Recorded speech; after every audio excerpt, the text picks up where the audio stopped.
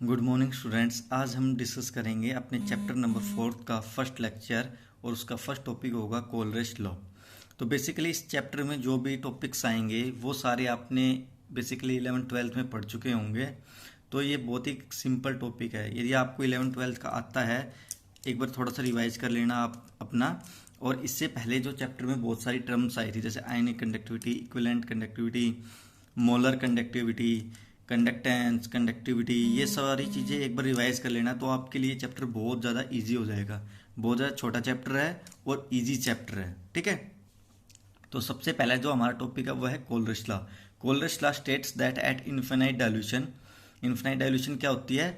जब हम किसी भी सॉल्यूशन में सॉल्वेंट की मात्रा बहुत ज़्यादा कर दे। जैसे हमने पानी और शक्कर का मिक्सचर बनाया, यदि हम पानी की मात्रा शक्कर के कंपैरिजन में बहुत ज़्यादा कर दें, ठीक है, तो हमारा जो इन्फिनाइट डाइल्यूशन आ जाएगा।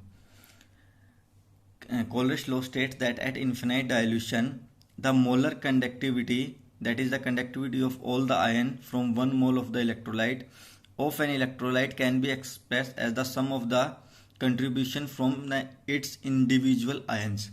तो इसको समझने की कोशिश करते हैं कि कहना क्या चाह रहा है, ठीक है। जैसे मोलर कंडक्टिविटी तो लास्ट चैप्टर में आपने पढ़ लिया था क्या होती है, ठीक है।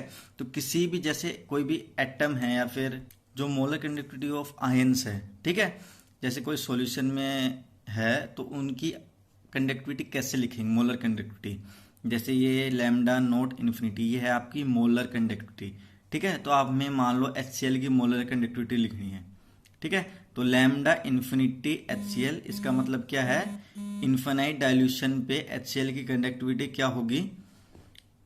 Molar conductivity of H positive plus molar conductivity of at infinite dilution of Cl negative, ठीक है।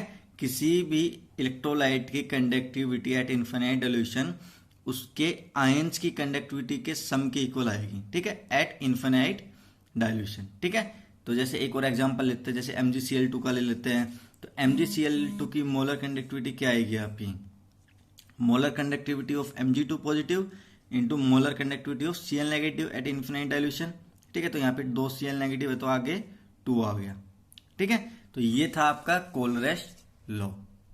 अब इसके बाद आता है एप्लीकेशन ऑफ द कोलरिच लॉ। तो कोलरिच लॉ की एप्लीकेशन क्या है? सबसे पहले इसकी जो एप्लीकेशन है वो है calculation of the molar conductivity and equivalent conductivity at infinite dilution, ठीक है। तो मोलर कंडक्टिविटी और equivalent conductivity at infinite dilution कैसे कैलकुलेट करेंगे? तो सबसे पहले हम मान लेंगे कि लैम्डा नोट और लैम्डा इन्फिनिटी ये आपकी मोलर कंडक्टिविटी और इक्विवेलेंट कंडक्टिविटी है, ठीक है। तो मान लो हम कैसे निकालेंगे किसी भी वीक इलेक्ट्रोलाइट की? जैसे किसी भी वीक इलेक्ट्रोलाइट की मोलर कंडक्टिविटी हमें निकालनी है तो हम वो इजीली नहीं निकाल सकते, क्योंकि वो बहुत डिफिकल्ट होती है। क्यों? क्योंकि जो वीक इलेक्ट्रोलाइट होते हैं वो बहुत कम डिसोसिएट होते हैं, तो उसकी वजह से हम उसकी कंडक्टिविटी बहुत मुश्किल होती है उसकी कंडक्टिविटी निकालना, ठीक है। तो हम क्या करेंगे, एक स्ट्रॉन्ग इलेक्ट्रोलाइट लेंगे और उन स्ट्रॉन्ग इलेक्ट्रोलाइट्स की हेल्प से हम वीक इलेक्ट्रोलाइट की कंडक्टिविटी निकाल लेंगे, ठीक है। तो जैसे स्ट्रॉन्ग इलेक्ट्रोलाइट क्या हो गया? KCl हो गया, CH3COK और HCl हो गया, ठीक है। अब इनकी हेल्प से हम, ये CH3COOH है, ये तो वीक इलेक्ट्रोलाइट है। अब इन तीन की हेल्प से हम इसकी कंडक्टिविटी निकाल लेंगे, मोलर कंडक्टिविटी। कैसे निकालेंगे? जैसे हमने ये चारों ले ली, इसकी एक रिएक्शन ले ली, जैसे CH3COOK प्लस HCl मिलके क्या बनाएगा? CH3COOH प्लस KCl बनाएगा आपका, ठीक है। अब हमें इनकी कंडक्टिविटी, ये तो स्ट्रॉन्ग इलेक्ट्रोलाइट है, तो स्ट्रॉन्ग इलेक्ट्रोलाइट की कंडक्टिविटी तो हमें पता होगा कि क्या होगी उनकी कंडक्टिविटी। बस हमें किसकी निकालनी है? CH3COH की। जो वीक इलेक्ट्रोलाइट है तो इसकी कंडक्टिविटी हम पता नहीं कर सकते नॉर्मल मेथड से। कैसे निकालेंगे? तो हम क्या करेंगे, जो फॉर्मूला लगाएंगे कंडक्टिविटी ऑफ द CH3COH, वो क्या होगी? इन दोनों कंडक्टिविटी का सम ले लेंगे, conductivity molar conductivity of CH3COK at infinite dilution plus molar conductivity of HCl at infinite dilution minus molar conductivity of KCl। इन दोनों का सम करके इसकी मोलर कंडक्टिविटी में से घटा देंगे तो आपकी molar conductivity of CH3COH at infinite dilution आ जाएगा। ये सिंपल सा मेथड है बिल्कुल। इन दोनों का जोड़ के इसमें से घटा देंगे तो आपकी मोलर कंडक्टिविटी ऑफ CH3COH आ जाएगा, ठीक है। तो अब हम एक न्यूमेरिकल लेते हैं, न्यूमेरिकल की हेल्प से समझते हैं कि भाई कैसे निकालेंगे। तो इन्होंने दे दिया कि molar conductivity at infinite dilution NaCl की इतनी है, HCl की इतनी है, CH3CONa की इतनी है, CH3COOH की निकालो अब कितनी होगी।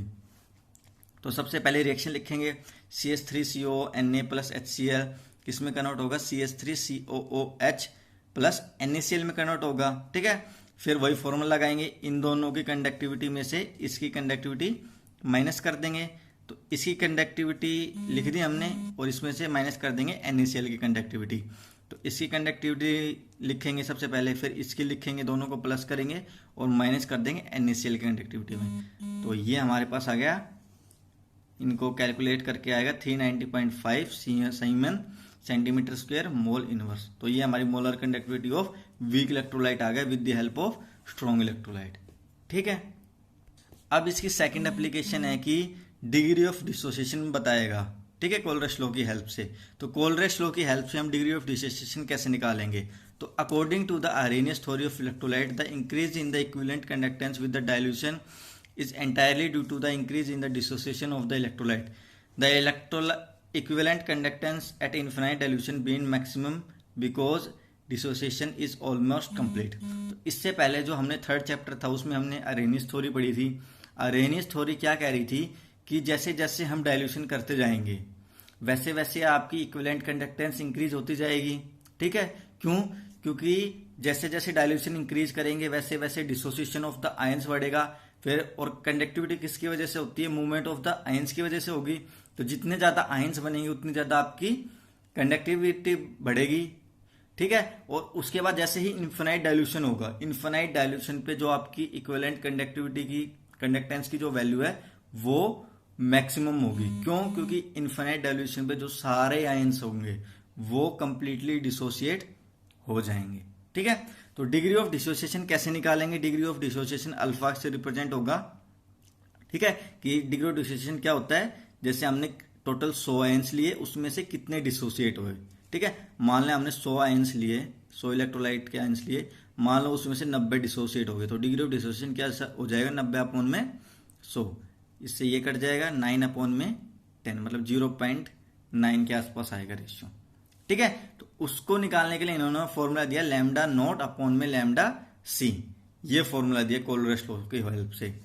लैम्डा नॉट क्या है आपकी, equivalent conductance at any concentration C, और लैम्डा सी क्या है आपका, equivalent conductance of the solution at infinite dilution. इन दोनों की वैल्यू पता होगी तो हम डिग्री ऑफ डिसोसिएशन निकाल लेंगे। ठीक है, और जो इसमें सबसे इंपॉर्टेंट बात है वो ये जो रिलेशन है वो बेसिकली वीक इलेक्ट्रोलाइट के लिए ज्यादा अच्छा है, पर स्ट्रॉन्ग इलेक्ट्रोलाइट के लिए इससे वैल्यू निकालेंगे तो वो सही नहीं आएगी।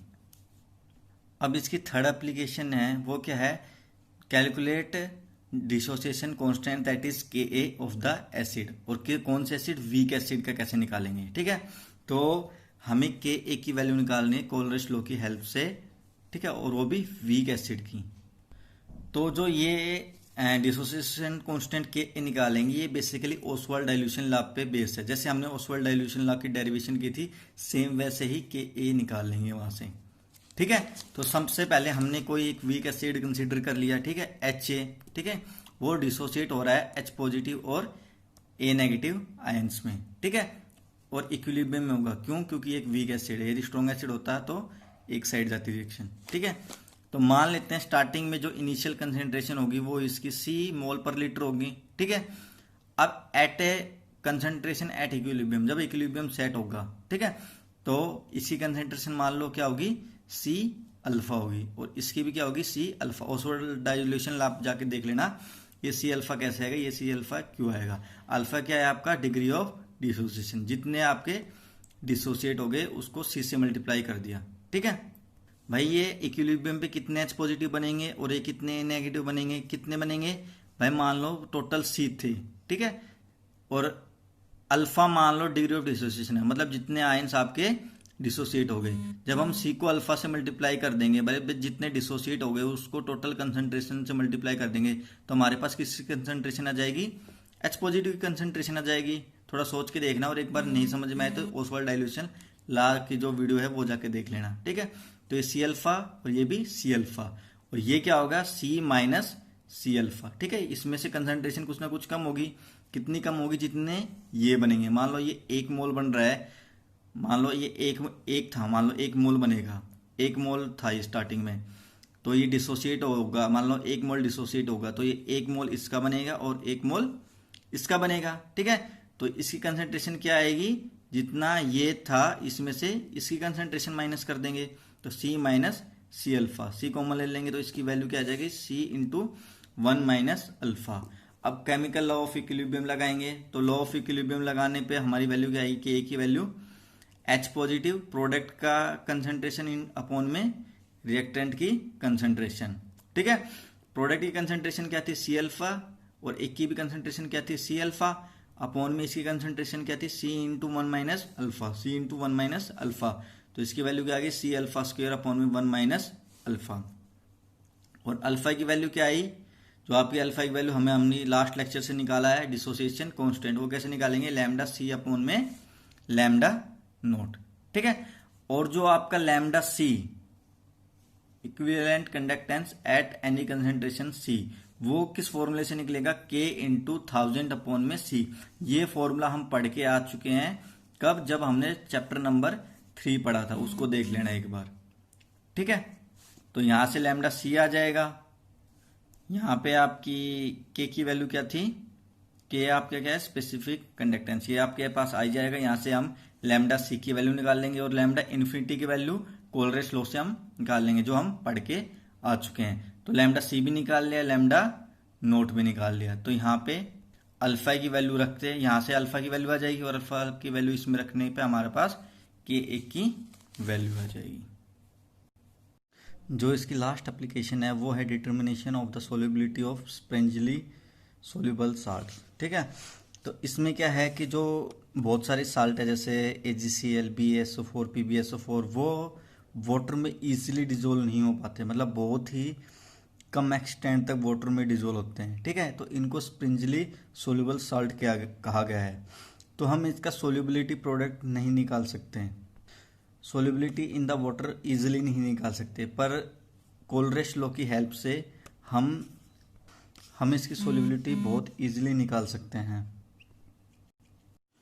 इसमें सबसे पहले हम क्या करेंगे, सबसे पहले हम इक्विवेलेंट कंडक्टेंस निकालेंगे। इक्विवेलेंट कंडक्टेंस का फॉर्मूला होता है K इंटू 1000 अपॉन में S। S क्या है, आपकी solubility of the salt in gram equivalent पर लीटर। ये फॉर्मूला हमने 3rd चैप्टर में पढ़ चुके हैं। ठीक है, तो लैम्डा का फॉर्मूला हो गया K इंटू 1000 अपॉन में S। S K क्या है आपका स्पेसिफिक कंडक्टेंस, और S क्या है आपकी solubility of salt in gram equivalent पर लीटर। ठीक है, तो यहाँ पे जो सॉल्ट है वो आपका बहुत कम सोल्यूबल है सॉल्वेंट में। ठीक है, तो जब कम सॉल्वेंट है तो जो आपका लैम्डा है उसको हम लैम्डा नोट ले सकते हैं, मतलब conductance, equivalent conductance at infinite dilution. तो फॉर्मूला हो जाएगा lambda naught is equal to K into 1000 upon में S। तो यहाँ से S की वैल्यू जो हमें सोल्यूबिलिटी निकालनी है उसकी वैल्यू आ जाएगी 1000 इंटू K अपॉन में लैम्डा नोट। और जो लैम्डा नोट है वो आपका कहाँ से आ जाएगा, कोलरेश लॉ से।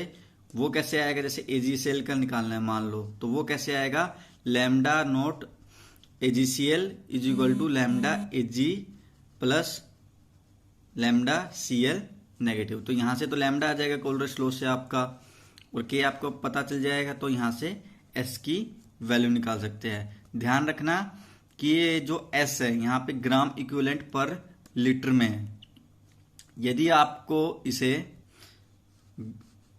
ग्राम पर लीटर में निकालना है, ये तो आपका ग्राम इक्विवेलेंट पर लीटर हो गया। यदि आपको इसको ग्राम पर लीटर में निकालना है तो इसको इक्विवेलेंट वेट से मल्टीप्लाई कर देना है, तो ग्राम इक्विवेलेंट में आपकी सोल्यूबिलिटी आ जाएगी। तो ये सोल्यूबिलिटी निकालने का फॉर्मूला था। ये थी आपकी last application, solubility of the sparingly soluble salts.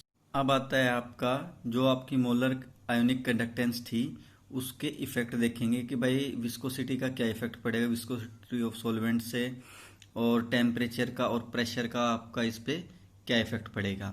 तो सबसे पहले देखते हैं कि भाई विस्कोसिटी का क्या इफेक्ट पड़ेगा।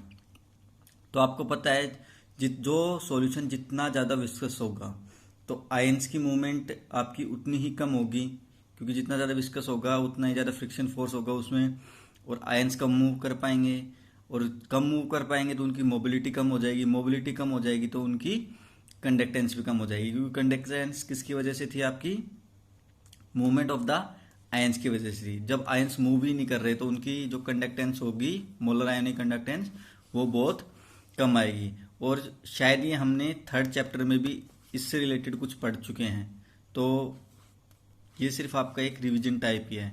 अब इसको हम वोल्डन्स रूल के हिसाब से भी इसको एक्सप्लेन कर सकते हैं। वोल्डन्स रूल बेसिकली तो बहुत बड़ा है, पर यहाँ पे बहुत छोटा दे रखा है। यदि आपको कंप्लीट डेरिवेशन देखनी है तो मैं आपको इसके लिए नोट्स भेज दूंगा, उन नोट्स में आप इसकी कंप्लीट डेरिवेशन देख लेना। तो वोल्डन्स रूल क्या कहता है, जो इसका लास्ट का रिजल्ट आता है वो आता है कि लैम्डा नोट पॉजिटिव, ये किसकी है, किसी भी कैटायन की molar conductivity at infinite dilution multiply by eta naught is equal to constant. और दूसरा इसका रिजल्ट क्या था, लैम्डा नोट माइनस जैसे किसी भी एनायन का into eta naught is equal to constant. इन दोनों का जो प्रोडक्ट है, ठीक है, ये दोनों चीज आपकी कांस्टेंट आ रही थी। नीटा नोट क्या था आपका, विस्कोसिटी कोफिशिएंट, और ये क्या था आपका, molar ionic conductance of the cation. इन दोनों का जो प्रोडक्ट आ रहा था, इसका रिजल्ट था वोल्डन्स रूल का। ये दोनों का जो प्रोडक्ट था वो आपका कांस्टेंट आ रहा था। सेम ऐसे एनायन के लिए इन दोनों का जो मल्टीप्लिकेशन थी वो दोनों कांस्टेंट आ रही थी, ठीक है। अब इसको ऐड करके लिख सकते हैं, lambda naught positive plus lambda naught negative into N naught is equal to constant. और ये किसके इक्वल आता है, lambda M naught molar conductance of the electrolyte into N naught is equal to constant. इसके हिसाब से हम कह सकते हैं कि मोलर आयोनिक कंडक्टेंस और मल्टीप्लिकेशन विद विस्कोसिटी कोफिशिएंट, इन दोनों का मल्टीप्लिकेशन क्या आता है, आपकी एक कांस्टेंट क्वांटिटी। यही लिख रखा है इसमें, the product of the limiting ionic conductance of an ion and the coefficient of the viscosity of the medium is constant, और the product of the equivalent conductance of the electrolyte at infinite dilation and the coefficient of the viscosity of the medium it constant. This is called Walden's rule, ठीक है। अब जो इसका second effect है वो है आपका कि टेम्परेचर और प्रेशर पे कैसे डिपेंड करेगा। तो टेम्परेचर का तो सिंपली आपको पता है, जैसे आप टेम्परेचर इंक्रीज करोगे वैसे आपकी movement of the ion increase हो जाएगी, क्योंकि काइनेटिक एनर्जी इंक्रीज हो गई, ठीक है। उसकी वजह से movement of the ions increase हो जाएगी। Movement of the ions increase हो गई, इसका मतलब मोबिलिटी ऑफ द आयन्स बढ़ गई, और उसकी वजह से आपकी कंडक्टेंस भी क्या हो जाएगी, बढ़ जाएगी, ठीक है। अब इसमें स्पेशल केस बता रखा है कि जो H पॉजिटिव आयंस और OH नेगेटिव आयंस के अलावा जो भी आयंस होंगे, ठीक है, उनकी कंडक्टिविटी 2% के आसपास बढ़ेगी पर डिग्री। यदि 1 डिग्री हमने टेम्परेचर बढ़ाया तो 2% उसकी कंडक्टेंस बढ़ जाएगी, क्योंकि उनका टेम्परेचर कोफिशिएंट क्या हो गया, 0.02 होता है। और H पॉजिटिव आयंस और OH नेगेटिव आयंस के लिए ये जो बढ़ती है वो है 14 to 16%, क्योंकि इनका टेम्परेचर कोफिशिएंट, इसका मतलब इसका टेम्परेचर कोफिशिएंट 0.14 और 0.16 है। ऐसा क्यों होता है, क्योंकि जो H पॉजिटिव आयंस और OH नेगेटिव आयंस की जो मूव करने की टेंडेंसी है वो बहुत ज़्यादा होती है, उनकी मोबिलिटी बहुत ज़्यादा होती है, तो उनकी कंडक्टेंस में इंक्रीज आता है, वो भी बहुत ज़्यादा आएगा। लास्ट है प्रेशर का। प्रेशर का आपको पता है, जैसे ही प्रेशर आप इंक्रीज करोगे आपकी विस्कोसिटी इंक्रीज होगी, विस्कोसिटी इंक्रीज होगी तो आपकी movement of the ion decrease हो जाएगी, और उसकी वजह से आपकी कंडक्टेंस भी क्या हो जाएगी, डिक्रीज, ठीक है। समझ में आया तीनों का effect, viscosity increase, conductance decrease, temperature increase, conductance increase, pressure increase, conductance decrease, ठीक है। Thank you.